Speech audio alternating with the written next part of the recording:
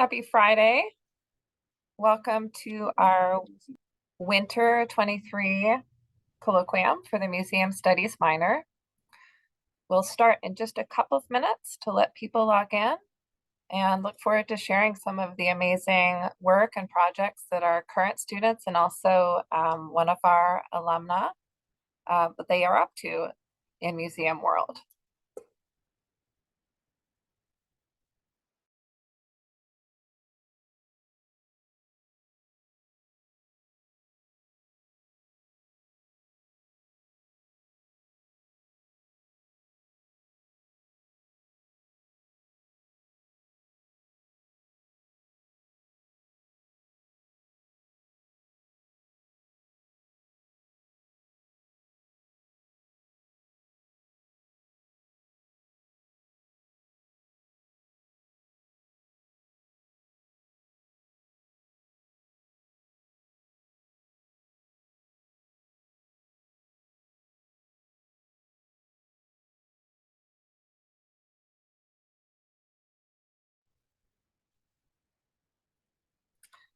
Welcome again to the Winter 23 Museum Studies minor colloquium. My name's Deirdre Hennebury, and I am the Associate Director of the Museum Studies program. And one of the most rewarding parts of this work is my opportunity to work with undergraduate students as they explore internships and other experiential learning opportunities in our campus museums, but also off campus as well. The colloquium is organized so that students can hear what their colleagues are doing for their internships, and also for any interested students who maybe are curious about museum studies can drop in and out. So we may have people dropping in and out through the hour to see some of the student presentations.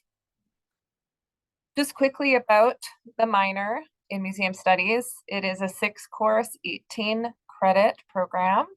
As you can see, there are 3 core courses. And many of the students today will be talking about the work that they completed as part of Museums 409, which is a practicum in museums.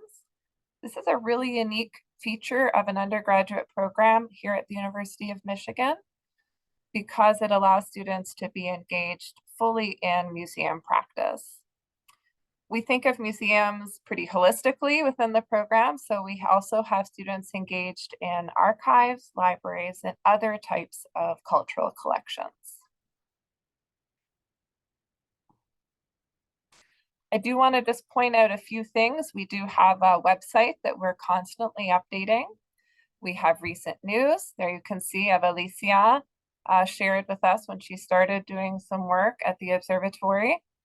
And we also have a museum studies blog, which is a fantastic newer offering in museum studies here at the university that brings together both graduate student and undergraduate students who are pursuing either the certificate or the minor. And so here you can see a sampling of some of the blog posts. We usually have one every month or so. And you can see, in fact, that Lindsay Willow-Smith, who is our featured alumna today, she offered our very first inaugural blog post last year. So please do check it out. And we have a recent post by Alicia, in fact. So moving now into the exciting part of the program.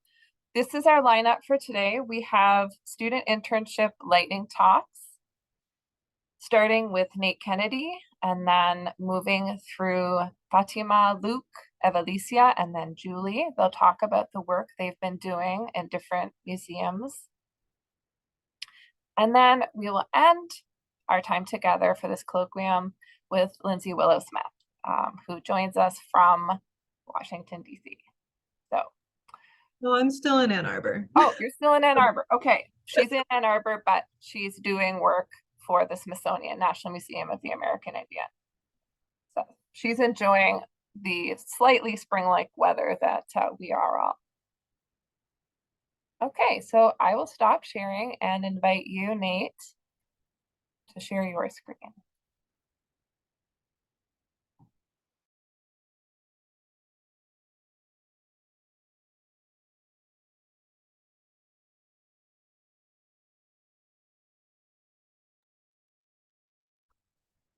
Hey, thank you, Professor Henneberry. I'm Nate Kennedy. I'm a Arts and Ideas and the Humanities major through the RC, focusing in socially engaged photography, and obviously a museum studies minor as well. So to get started, I wanted to talk about a class that I took last semester. That was called Seeing Plants, and this was a course taught by Lisa Young and John Benedict, and it was my first experience going into an actual collections storage space in the research museum. So we checked out herbarium sheets and we went into the Museum of Anthropological Archaeology to look at some of the objects that were in the collection, with a focus on bringing the perspectives of the Anishinaabe communities as well as the scientific perspectives in a sort of online digitized format where people can look through and sort of learn these different perspectives, how they align, how they differ, but sort of like science is very much based in proof, and a lot of the indigenous knowledge is more based in just like experiential understanding and that sort of stuff. But they kind of overlap so much, and so there's a lot that we can learn from those perspectives, and that's what that course was really about.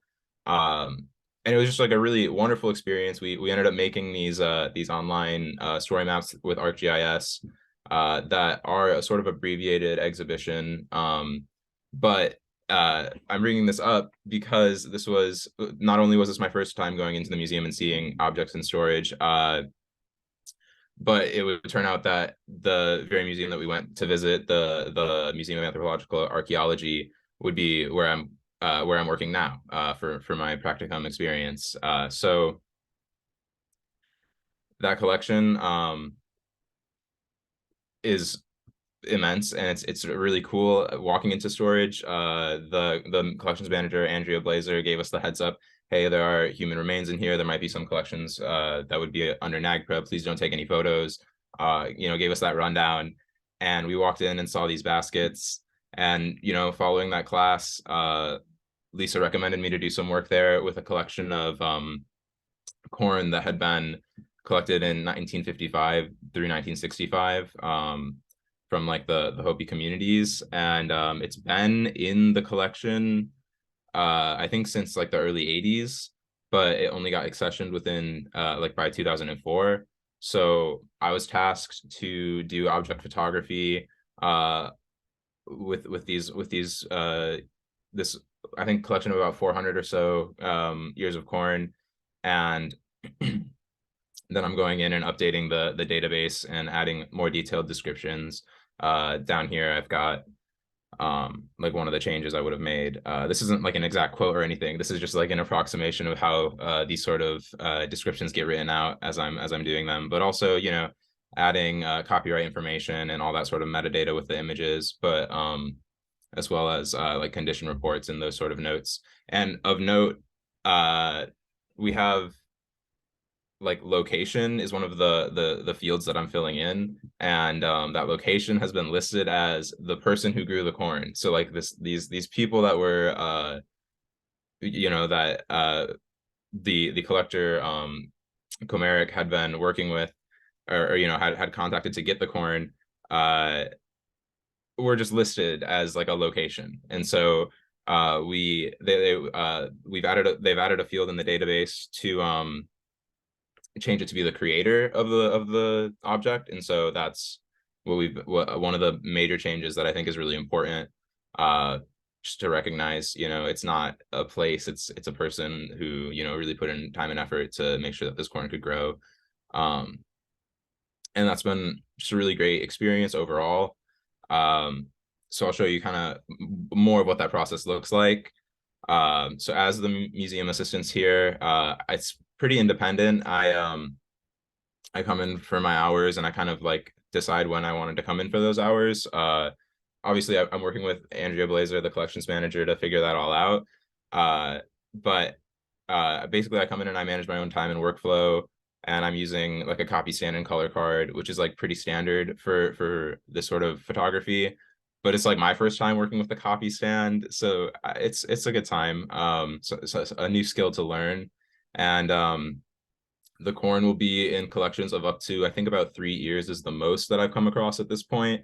And oftentimes they'll have a vial of kernels that have fallen off, or even like smaller boxes within the boxes of like a broken tip of the cob that like got broken off at one point. And this specific object, number 79. So the accession number is 2004-2579. This one has the original tag from the Tall Timbers Research Station, which was that first station that had the collection and that went out and collected that. So there's only been like 2 that I've come across that have this original card, and they even have some of the older object labels from the Museum of Anthropology. But the more updated labels are from that 2004 actual accession of the objects, and they haven't been photographed, and most of them haven't been touched since Uma moved in 2016 to their new location at the Research Museum. Yeah, so that's pretty much what I'm working on. I've still got a good amount more of drawers to get through before I'm going to be all finished up. But yeah, it's been a really great experience, and I've gotten to get really close and personal with these important objects. So thank you for listening. Thank you, Nate. We may save your questions because we may take them a little bit later to make sure that we get through all of the lightning talks, but we certainly hope to have a few minutes for Q&A. That was great. Thanks for starting us off. Fatima, I'm going to share your slides. You just make sure to let me know when you'd like to advance them. Awesome. Sounds good. All right. So this is my presentation today. Hi, my name is Fatima. My presentation is about my semester interning at the Smithsonian Museum of American Art. Next slide. Thank you. About me, I'm a senior majoring in anthropology and international studies, and obviously a minor in museum studies. I'm an incoming transcultural studies master's degree student, so I will be studying my master's degree, starting my master's degree in transcultural studies this fall here in Michigan. And I work primarily in art museums, but I'm mainly interested in working with archaeological objects. I'm really interested in digital representations of objects, but also how the objects in and of themselves are representative of different people or peoples. And so here's just a couple photos of me. There's on the right is a selfie me and my supervisor in DC took in front of a painting. And then at the bottom there is a photo taken by Andrea Blazer, collections manager of the Anthropological Archaeology Museum, where I currently work, of me making a little box. Next, thank you.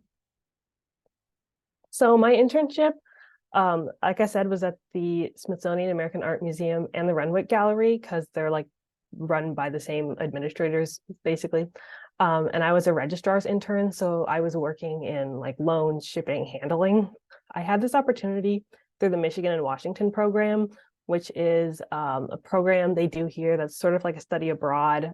They house you in DC and you take a few classes and you also get a full-time internship. A lot of people take advantage of this internship to do a political internship, but since I have obviously museum studies, I was really interested in having an opportunity in DC.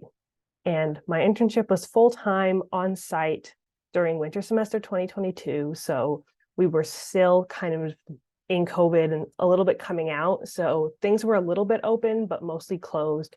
So a lot of what I did was either in almost empty offices, like doing office work, or in the closed museum, which was still a pretty cool experience. Next slide. So my role at SAM was about 33-67, like 1/3, 2/3. So 1/3 of the stuff that I did was office work, like drafting loan agreements and letters to the lenders who were coordinating with the museum to give their objects. And so that was a big part, but also not the biggest part of what I did. Obviously, it's very important to have that legal paperwork. So, and they do a lot of that because they have a lot of loans at SAM.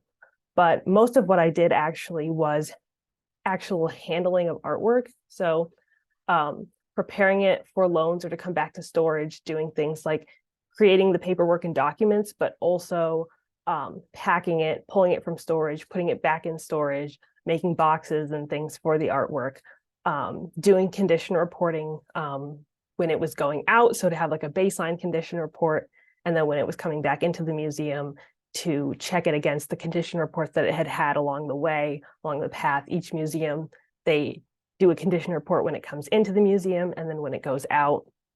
So just checking those and making sure that the condition of the artwork was the same as what it said on those sheets and nothing had changed, and if something had changed, what it was. And then we also installed and deinstalled artwork, and this includes routine things. So at the Renwick, when I was there, the Renwick Gallery was having an outgoing show and an incoming show at the same time. So we deinstalled that show, and we I was partially reinstalling the new show. After I left, they kept going. But so install and deinstall included that, as well as we deinstalled a broken artwork that somebody had tripped into. So it also included stuff like that. That was like off the cuff and more emergent sort of situation. And then here are just some photos of things in the museum. These two are prints, not my photo, obviously, from Sam. And those are just two prints that I really liked that we condition reported. And then on the right is the meat chandelier. That's my photo that I took on a visit to the Renwick before we deinstalled that show. Next slide. So here's just some memorable moments. So on the left here, that's a photo of the front room of the New Glass Now exhibition, also not my photo.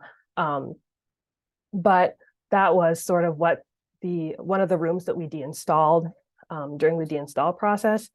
And so that was a really interesting experience because, you know, you get to learn about troubleshooting things like right away, like when they pull something out of storage that they've never installed before anywhere because they acquired it. How do you troubleshoot that? How do you figure out how you're going to install that like on the spot with, you know, people who've never seen this thing before? And so that was a really cool experience also to just like be there while they're installing and deinstalling stuff in the closed museum. So it's pretty cool. And then another really fun moment I had was I got sent to the museum by myself to go condition report the presidential inauguration painting from 2021 for its like intake condition report. So that's a photo I took of it when I went to do that, and that was just a really awesome and exciting experience. And overall, it was really cool to be in the museum and see the art. I got to spend a lot of time in storage, and being in storage is cool to begin with, but it was also just super cool to see the Smithsonian storage. They share storage with the National Portrait Gallery, so it was just like really cool to, you know, see all of that stuff, and then to just also be in the museum because again, this is like winter 2022, and we're still pretty much mostly in COVID restrictions and things being closed, but coming out of it a little bit. And my previous internship had been completely remote, so it was really cool to actually go and interact with and see the objects. Next slide. And so my main takeaways are, this was a fantastic experience learning about how museums make exhibitions happen. Obviously, it's really easy to, as a visitor, go into the museum and just be like, wow, all this cool stuff is here. But it was awesome to see like the actual mechanics of it happening, to be in the truck while they transport artwork. It was super, super cool.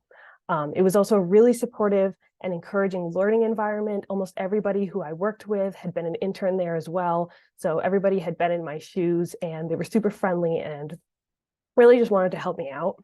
And I developed really important background knowledge and skills in like object handling and being in storage and database work that I use now in my current position at the Museum of Anthropological Archaeology. So thank you.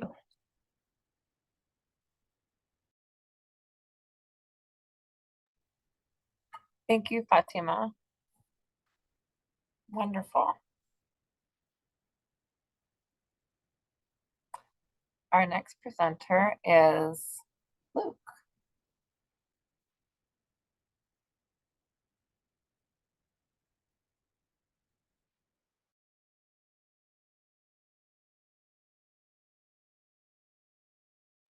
Huh.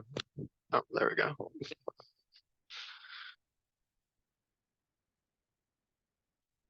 Yeah, okay, so thank you. Yeah, so I'm Luke. I am a history major, and I did my internship at the Museum of Natural History that is right here on Central Campus. UMMNH is actually an exhibit museum, so it doesn't have a collection. It draws from the collections of the research museums, paleontology, zoology, anthropological archaeology, and the herbarium. Um, and it is currently in the biological sciences building, so that's right next to the dental school and the CCTC, and it's been there since 2019. So there, as part of my internship, I worked as a docent. So my internship is really all focused on education in the museum. And it was my first kind of museum job. And really for anyone that's wanting to get into museum work a little bit, especially in education, being a docent is a great way to do that. I didn't have to have prior experience, so even being a history major, I could learn all the science knowledge I needed to do the job. And docents do a lot of things. They um, serve as tour guides, so I got to give my own tour that I created myself. You can also work at the store, the front desk, hosting large groups. We also work in events, do things like live demonstrations, all kinds of stuff, outreach to the public schools. And a lot of the work is also with kids. So it's a very kind of kid-friendly museum with lots of hands-on activities. So one part of that was being a docent, kind of doing that visitor service stuff. Um, and then on my own, what I worked on as my project, because at the museum, all our interns, we also do a project. So I created what we call a hands-on display station. These are actually essentially carts with actual objects from the museum collections in them, and they get set out in the galleries.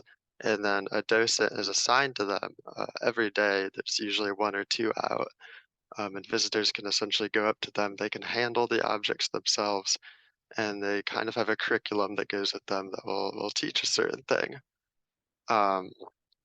If you were to do this as an internship, you can also do things like design a lab program. We have hands-on lab programs at the museum, or like a public demonstration in the science forum. So there's different things you can do there. Um, but yeah, so I created what we call a HODS cart that was focused specifically on rocks and minerals in Michigan.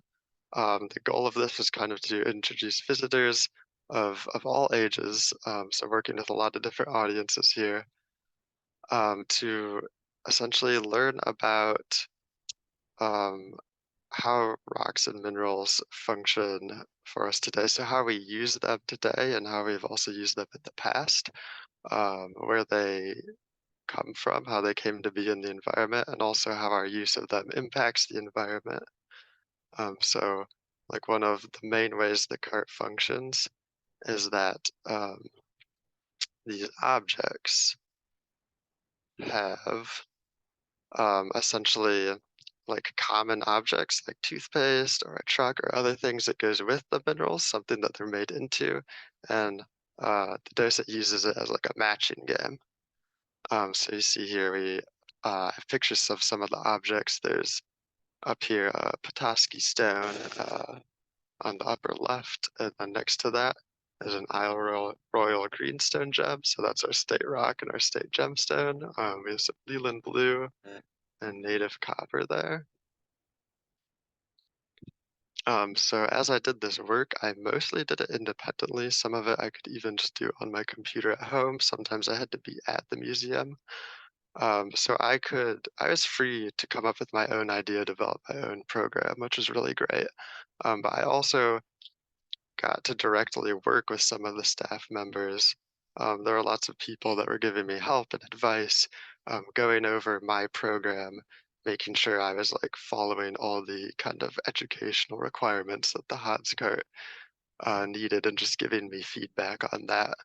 Um, and at the end of all that, something cool that I got to do was have the other docents that I work with test out my cart in real time and then give me their feedback and the visitor feedback. And I am still actually taking that right now and continuing to kind of make changes to this to hopefully make a better program.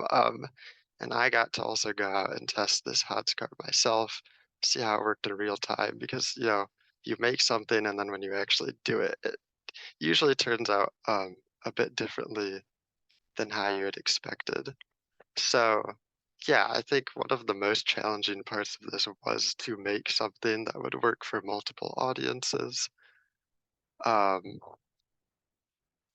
but in the end, I think it was a great experience kind of getting to see how educational materials for the museum are made um, for museum visitors. And that is all I have. Um, yeah, thank you so much.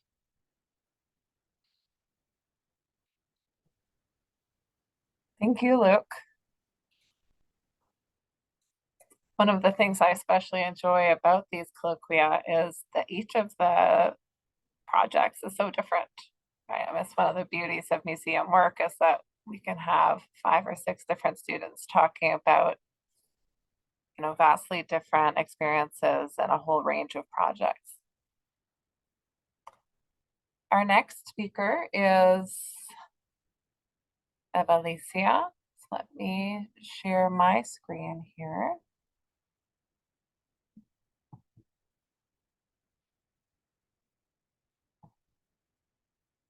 And go ahead, Evalicia, when you're ready. Awesome. Okay. Hi, I'm Evalicia Chavez. I am a junior pursuing a double major in anthropology and art history. And I have spent like the last year, I think about exactly, at the Detroit Observatory here on campus. Next slide. And something really awesome about the time that I've spent here is that it has been before and during the reopening of the observatory, which was closed for a really good chunk of time for the construction of this addition and various renovations to the historic building. And so as part of the reopening, I have had a lot of awesome opportunities to design new programming and kind of reshape older pre-existing programming for both the observatory and the Bentley Library, which the observatory is part of. Next slide. So a quick background on the observatory is that it is one of the oldest buildings on our campus, constructed in 1854. It's the second oldest currently standing building. One of very, very few buildings that's this old on campus, kind of marks the establishment of the University of Michigan as a research school. I'm not going to talk about all of that right now, but if I get going, I won't stop. You can see it here with some of the other now former buildings that were also part of the University of Michigan in the later 1800s. Next slide. So while the observatory does engage with a lot of history stuff because it is like super old, it also does do astronomy content. This isn't really what I do, but it would be, I think, a disservice to the observatory to not mention this. It is a home to 2 really, really beautiful historic telescopes from 1854 and 1857. They're a super, super just unique experience. It is really awesome to be able to interact with them, even if my knowledge on them is a bit minuscule compared to the more history centered content that I work with. Next slide. So at the observatory, as I mentioned earlier, I do a lot of work in kind of creating programming, which has been a lot of time doing all sorts of archival research. And I've become super, super interested in the various forms that the observatory has occupied over time because it has been here for just like a couple years short of forever. It's had a lot of time to go through some really, really interesting changes along with the university and along with the field of astronomy as a whole. You can see in this picture that it was from 1932 over there that the observatory occupied a form that is very different from what was just shown, as does the rest of this corner of campus that is being pictured here. And it's super awesome to, explore these various buildings, what has been done to the university, to Ann Arbor. And next slide. And the fight for the preservation of the observatory as a historic building and the near total demolition of the building that occurred in the 1970s, getting rid of the last standing non-original part of the observatory, leaving only the original building from the 1850s standing. It is super, super interesting to me, and maybe just me right now. But it has been really awesome to work with and really awesome to have so many chances at work to share all of this and this kind of case study for historic preservation. Next slide. Along with the kind of expected observatory content, we have a lot of non-space related programming that kind of makes sense as we do function as a part of the Bentley Library. We have revised and also created and are working to create walking tours of campus that deal with all sorts of different aspects of campus history, and also some really fun history at the Forest Hill Cemetery, which is over on Observatory Street, which I'm sure most of you guys are familiar with. And it has, given me a lot of chances to explore various really interesting and really important and really, really sometimes just weird parts of the history of both the university and Ann Arbor, as you can see from that really old newspaper clipping up there. A lot of the things we work with here have been a little wacky, very, very unique things. Next slide. And the observatory has also been a venue for all sorts of other campus events that have really not much to do with the observatory in any sort of sense of like the content. Here are two events that have taken place at the observatory in recent months. While the observatory does offer tours and stuff during or after these events, the new addition area is used pretty frequently for all sorts of different gatherings. And it's super awesome to be able to engage with the community on campus this way. Next slide. Here's one of the events that we did, just a more specific one. There's a 70s themed event. The 70s themed event that was here in January, which is actually an event that I played a very, very large role in planning. You can see some various things about it here, but this worked with content from both the 18 and 1970s, talking about both historic astronomy and the observatory kind of at the height of its importance with timekeeping for the whole state of Michigan and kind of the entire Eastern time zone. But also the 1970s when the observatory was nearly completely demolished, which, as I mentioned, was a really, really interesting thing for me to learn about and encounter. And it was really awesome to be able to share it with other people in this way. And you can also see a wonderful picture from a 70s night. I think getting that picture was the most difficult part of the event because none of us could figure out how to hold the balloons in the correct order. But that does conclude my little talk on the observatory. Thank you so much.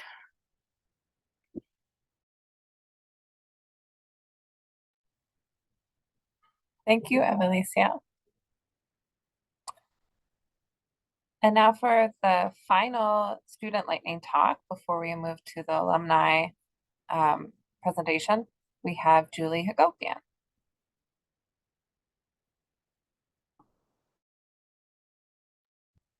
Hello, everyone. My name is Julie, and I'm a social theory and practice major, and of course, a museum studies minor. And I am a senior this year, and I will be graduating in the spring.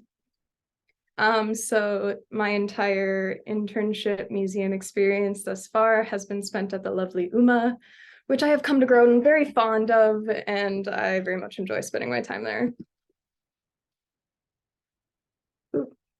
So I joined the student advisory board about a year ago. And there are a lot of cool things you can get involved with at the museum through a role on the student advisory board. So we have weekly meetings, and at these weekly meetings, we discuss opportunities to write for the SAB blog. We plan and staff student events like our Feel Good Fridays series and our Study Days series. Last fall, we did a lot of work with the Vote 22 project and civic engagement. And we planned and facilitated a dinner with artist Philippa Hughes called Hey, We Need to Talk, which was a really cool experience. And then most recently, on April 6th, there will be an event called Student Late Night, which is kind of like a reinvigoration of this event at the UMA that has happened in the past. But there will be music and dancing and lots of fun arts-related activities. And I've been kind of spearheading this effort, and it's been really exciting. So some other things we do at our meetings are we have visiting artists and staffs that come in and talk about their role at the museum or what they're doing in the space. So we just met with Yebrim Lee from Dopamine Dressing and got to talk about her exhibit and that experience, which was really exciting. And then a SAB member wrote a blog post about it. And so that's just kind of one of the things we do. There are a lot of experiences to work with marketing that are really fun. I built a snowman 2 months ago, and it was in a TikTok, which was fun. Lots of other TikTok things. Marketing likes to get fun and experimental, so we do lots of little things that they recruit SAB members for. And then overall, being a SAB member is just an opportunity to be a student voice at the UMA. Basically, if you have an idea for something, no one's going to immediately shoot it down. Your wildest dreams are open as long as you write a proposal and they agree. So lots of opportunities to do things that you're interested in or become closer with departments that you have more specific interest in as well. And I just thought I'd throw a flyer on here for Student Late Night because I'm really excited about it.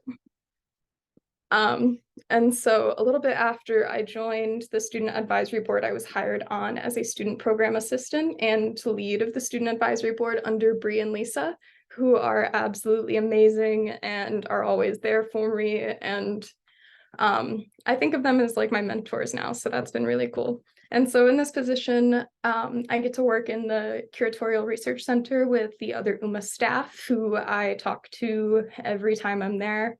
It's a flexible work schedule, so I can decide when and how I work, either hybrid or in office, but I love being in office because everybody at the UMA is very lovely to talk to and they all have really interesting experiences. In this position, I basically do all the behind the scenes things for SAB, so attendance, blog facilitation, agendas, meeting facilitation, recruitment, weekly emails, the things that help the SAB blog run. Or the SAB run. I work as a liaison between the SAB and other departments at UMA. So when a blog post is ready, I send it to marketing, or we work with marketing to figure out what things we might want to do. And I talk to the other departments to have them meet with the SAB and things like that. On the more technical side, I use the event management system to enter information about events and create holds to make sure everybody is where they're supposed to be. And in this job, there are also lots of cool meetings that you can go to if you have the time. So there's like the DEI boards, Pell meetings, public experience and learning, all staff meetings, which are monthly, really fun meetings that the director Tina throws, and curatorial deep dives, which in these meetings, you get to learn more about exhibitions. I don't go to all of these meetings all the time, but when I do have the time, I make an effort to go to them because really just by stopping in at one, you learn a lot more about what's going on. And then just overall in this position, I've learned how museum structure functions in day-to-day and how the different departments collaborate in this type of situation. The UMA is a very collaborative team, and all of the departments work together, and then all of the people within the departments work together too. So lots of talking throughout everyone, lots of planning, lots of fun. And then most recently, I have started a curatorial research internship with WN23 in photography. This is something I just started, so I haven't put a whole lot of work into it yet. But so far, I've been helping with the proposal for the director's acquisition committee, and I've been writing about and researching artists for gift offers. So when people offer objects to the museum, I've been helping research curatorial justifications and condition reports and things like that. And then lastly, I am also on the Director's Acquisition Committee and the Strategic Plan Implementation Committee, which I was able to join as a member of the SAB. And these are also just great opportunities to meet other people in the art world and to get kind of a little bit more of a professional experience that isn't like student oriented. And that is all I have. Thank you very much for listening.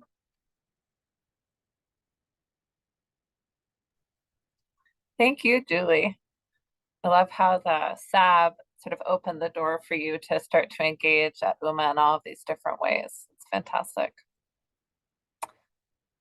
Well, I want to move into a final sort of presentation before we have a few minutes of Q&A before the hour ends.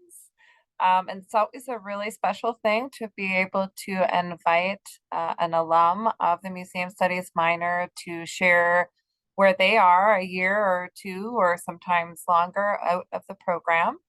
And especially this year because Lindsay Willow-Smith has contributed in many ways through blog posts. She herself shared a colloquium presentation, I think in our very first colloquium. Welcome, Lindsay, and yeah, tell us what you're up to.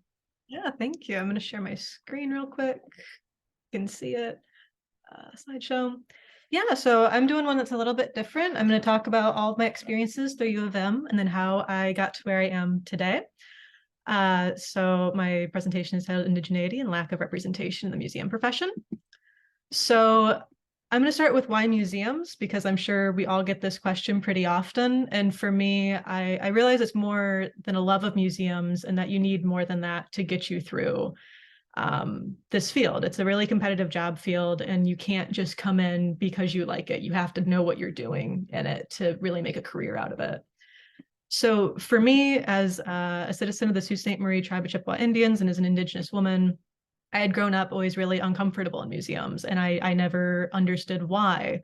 And so when I came to the University of Michigan, saw there was a museum studies program, I wanted to explore why am I always uncomfortable? And then, you know, it made sense when I started reading these reports. This is the Mellon Foundation's diversity report, and you can see that very few people, less than 0.5% of people are native in this field. And so of course we're not supposed to feel comfortable. These spaces aren't built for us. They're built as these colonial trophy cases built on objects of conquest. And that's changing a lot, and it's been changing really rapidly. It's been changing just since I was a student, and it's exciting to be here during this change, but it also made me realize how much more than just loving museums I was going into the field with. I was going through with a cause that I needed to serve my community. One line from this report that really highlighted this for me was this line: out of a total of 328 participating museums in 2022, 275 museums reported having 0 American Indian or Alaskan Native staff, while 29 had only 1 staff member in this category. And so for me, it really made it validating that the work I was doing was making a difference, and that every museum I've worked for between the University of Michigan and now, my efforts are being appreciated by providing a new perspective. So the first internship I did at the University of Michigan was at the Clements Library. This was in 2020, so it was fully remote, and we ended up making a digital exhibition based on the Port collection, which is about 1,000 images that were sold for an undisclosed amount of money by Richard Port Jr. to the Clements Library. And this exhibition really focused on ideas of consent and agency and early photography of Native Americans, with a regional focus on the Anishinaabe of the Great Lakes. And one of the things I was really honored to do with my co-curator, Veronica Cook-Williamson, was write the first land and collections acknowledgement for the Clements. And I don't really know where I'm sitting right now on the importance of lands acknowledgements, especially as they've become more and more performative over the last couple of years. But I really liked how we were able to do this one because I think it got to the heart of what these acknowledgements are for, which is working with the staff of the institution you're at to think through ideas of what living on colonized land means. And so we were able to make a statement that I'm happy with and that I think was really useful for the staff at the time to think through what they were doing with their work and has continued to make a change at that institution. And it hasn't been like reused at other events. It was specifically made for this exhibit. From there, I, like many of you, and this picture's from the UMA website, so I didn't take a picture of the collections myself. I ended up working, like many of you, with Andrea Blazer at the University of Michigan Museum of Anthropological Archaeology. I worked with the Anishinaabe basketry collection. I did a lot of putting all the catalog information into the collective access database. I did a lot of the photography, and I also worked a lot with the day-to-day aspects of working in a collection rather than as a curatorial worker. And it was really beneficial to learn all these things. I loved working with the people, and I loved seeing how much the museum was changing to having more Indigenous perspectives involved, which I think UMA has done a really wonderful job with. But it was also really beneficial for me because it made me realize that collections work wasn't really what I wanted to do as a further career, but it also gave me a lot of knowledge I was able to take into my future position that I'm at now. So I really recommend having like a broad experience of museums before you graduate. That way you can be a lot more confident in applying to other jobs that it's actually something you'd want to do. So now I'm at the Smithsonian National Museum of American Indian. I work fully remote for this position, but I fly out about once a month, either to New York or Washington, D.C. or Minneapolis, where we have several researchers for this project. I'm working with a group of women to make an exhibition about the Ojibwa jingle dress, which is a radical feminist tradition that emerged about 100 years ago out of World War I and the influenza epidemic as a healing tradition within Ojibwa communities. And it's been really rewarding to be an Ojibwa woman who gets to work on an Ojibwa-based exhibition piece. And one thing I really like working about the NMAI is that it's the first time I haven't really been uncomfortable in a museum. It's led by a Native woman and it's at the forefront of working with Indigenous people. It's really pushing its concept of the fourth museum, in which collaboration and consent and agency and respect are at every single step of our work. We don't really write about Native communities, we write with Native communities. You can't just make an exhibition and not consult somebody. It's all very collaborative. And I've been very honored to work with several of the women that I've been writing about and with during this exhibition. And it should be coming out in a couple of years as a digital format, and then eventually into a physical exhibition at the DC office, which is the one on the right. So that's all I have, and it was really great to get to share an update with what I've been doing since I graduated with all of you. Thank you, Lindsay. And I'm just putting here in the chat for those of you that haven't seen the online exhibition that Lindsay co-curated at the Clements. Here is the link, and you can read a bit more about that collection and some of the work that the Clements is doing in some of the areas that Lindsay mentioned as well. Well, thank you so much. I tremendously enjoyed hearing all these presentations, and now we have a few minutes for questions. So if you have a question for one of your colleagues or any of our other visitors online have a question, you're welcome to throw it in the chat or just raise your hand and unmute, and we can have a few questions before we say goodbye for the day. And I also want to thank, I see that Andrea Blazer is here, and she's been mentioned several times as a wonderful museum mentor. So thank you for joining us, Andrea.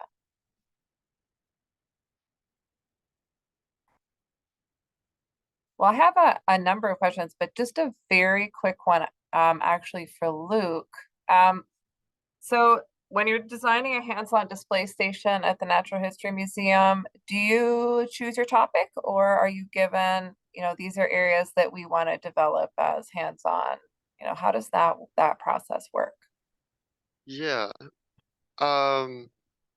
it's kind of a little bit of both. I essentially got to choose my topic, and all the objects. We actually bought new objects, some of them, to go into the cart. So I had a lot of freedom to present any kind of project that I could come up with.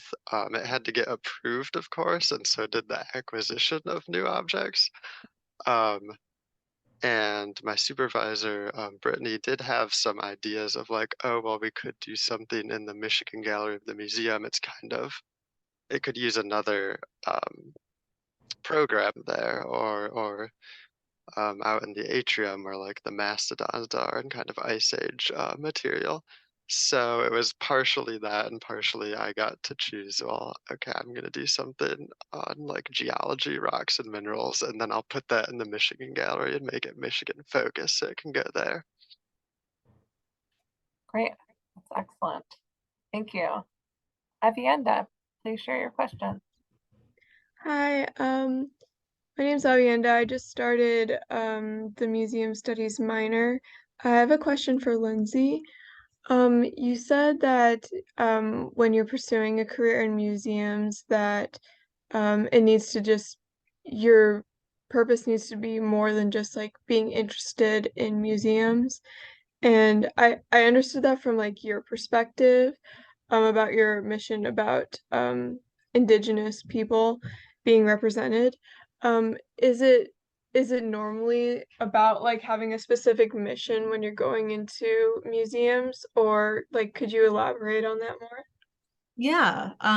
So for me, mine was always really clear to me. I was only able to attend college because of the Michigan Indian tuition waiver, and so I always felt I needed to give that back to my community. And so for me, my purpose was always really outlined in everything that I do. I didn't really mention, but like I used to work at the ISR under a sociologist, and I worked specifically on Native material and making sure that like Native people are represented in material. And so for me, my purpose in everything has been making sure that my tribe and my people are represented. But I think like for other people, it doesn't need to be as clear cut. I think you just need to be coming into museums with a critical eye. They're at this really unique point. There's like a lot of radical change happening. Like just since I was doing work at the Clements Library when I was like a sophomore, things are way different than they used to be. And so I think it's more about being ready to make changes and not being like complacent in what museums have done for the past hundreds of years, and being ready to make a change, but also having a specific like interest to some degree. Like I wouldn't, how do I put this? Like you should have a specific pull or some kind of specialty other than like, you don't just work in museums, like you obviously are doing other research for your major. And so you do have that experience coming into it as well. So I'd say like being able to tie your museum experience into whatever else you're studying. So if you're like an archaeologist, you're going to work with, you know, some collection that reflects that. And then being ready to have new conversations about what museums can do. So I hope that helps. Yeah, thank you. That is really helpful. Yeah, I'm excited to continue my studies and stuff, so thank you. Yeah, of course. I have a couple of quick questions, and maybe I'll lump two of them together and then say the third. So I'm wondering for Julie with SAB and then Fatima with Michigan and Washington, being able to be placed in a museum setting instead of potentially, as you said, like policy or other type of based internship. How that process worked, you know, getting to applying to SAB, Michigan and Washington, working in a museum. And then Evalicia can think about what sort of permanent exhibition, are they going to be putting permanent archival material exhibitions in the observatory? So those are quick questions. See if we can have some quick answers before the end of the hour here.